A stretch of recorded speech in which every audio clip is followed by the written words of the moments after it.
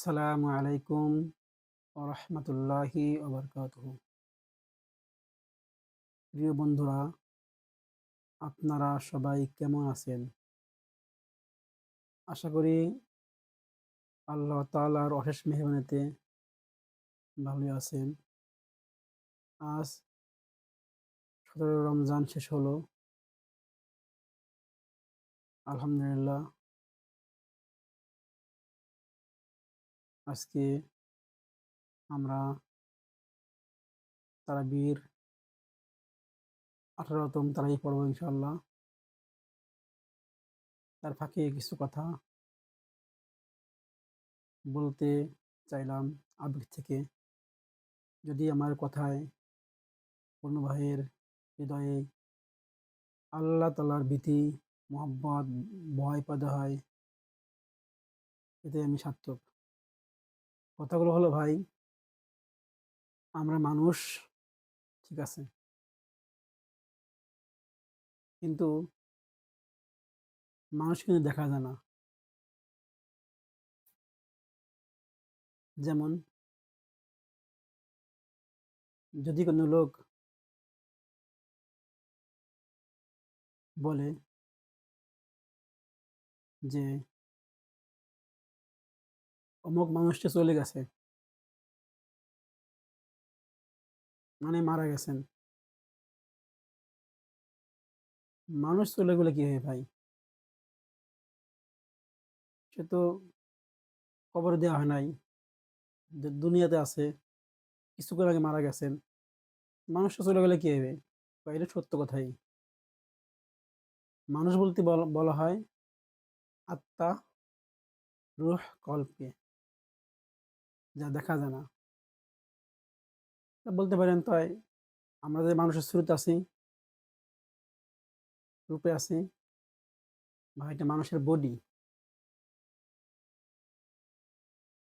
মানুষ বলে না, মানুষকে বলে যে সে খারাপ অন্যায় কাজ করে, অন্য লোকে বলে যে অমুকের ভিতরে মনুষ্যত্ব নাই। বডি আছে, মানুষের তার কি নাই, মানুষের ব্যবহার আচার আচরণ নাই। এত লোক মানুষ, কিন্তু সে অন্যায় করার কারণে তাকে মানুষ বলছে না, সে অমানুষ। সে বলছে অমানুষ, মানুষ না। মানুষ কাকে বলা হয় বলে? আল্লাহ তাআলা পবিত্র কোরআনে বলেছেন,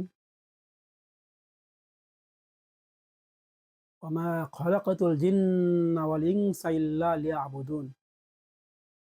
আমি একমাত্র জিন, মানবজাতিকে আমার ইবাদতের জন্য সৃষ্টি করেছি।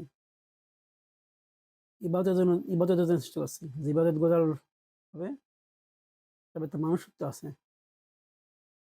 যে আল্লাহ ইবাদত গোজার ভিতরে থাকবে না, মানুষ বলে তাকে গণ্য করা হবে না। বলে একটা বিষয়।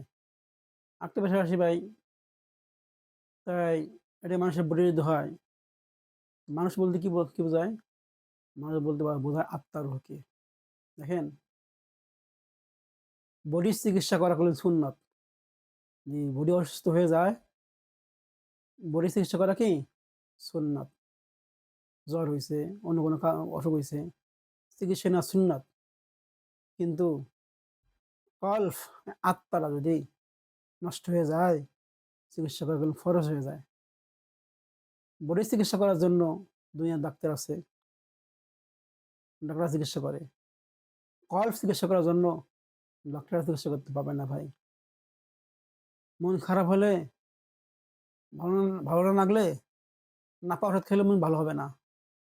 মন খারাপ হলে কি করতে হবে? আপনার দৃষ্টিতে যে একটু মুরব্বি টাইপের ভালো লোক, তার কাছে গিয়ে বলবেন, ভাই আমার মনটা খারাপ, এই কাহিনী কিছু বলি, হালকা হোক। আপনি ভালো মানুষের কাছে বলবেন আপনার মন খারাপের কাহিনীটা, তখন সে আপনাকে বুঝ দেবে। তখন এমন বুঝ দেবে যে এবার আত্মাটা ছিল, মন খারাপ ছিল, মনটা ভালো হয়ে যাবে। ভাই, এই মন ভালো হওয়ার জন্য কি ডাক্তার ওষুধ খেয়ে লাগছে? না, ওষুধ লাগা নাই।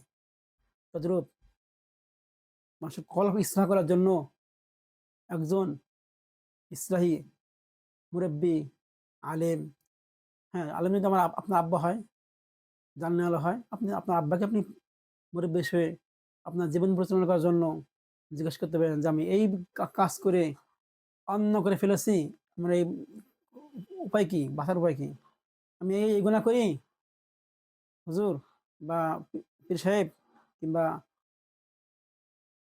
শায়েখ যাই বলেন, আমির সাহেব বলেন, আমি এখন বাঁচবো কিভাবে? এই অন্যায় থেকে বাঁচার উপায় কি?" হাজারো ডাক্তারের ওষুধ খেলেও আপনি বাঁচতে পারবেন না। যতক্ষণ না পর্যন্ত ইসলামী মুরব্বি না ধরবেন। এজন্য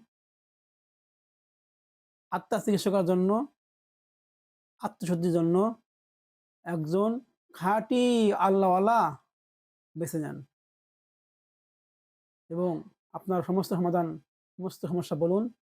ইনশাআল্লাহ আপনার আত্মায় পেরেশানি দূর হয়ে শান্তি ফিরে আসবে। আজকে ৫ মিনিট বেশি হয়ে গেছে।